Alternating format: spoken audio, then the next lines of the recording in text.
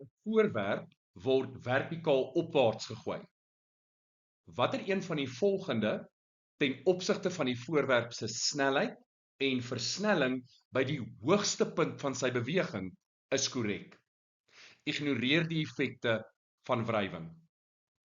Die korrekte antwoord is D. Die snelheid is 0 en die versnelling is afwaarts.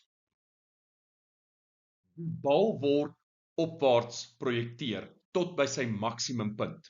Nou by die maksimumpunt, wat is die snelheid?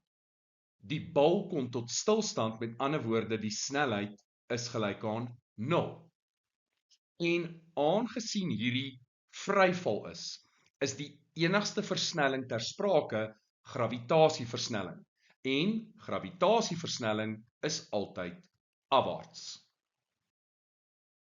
So by die maksimum hoogte is die snelheid 0 en die versnelling afwaarts.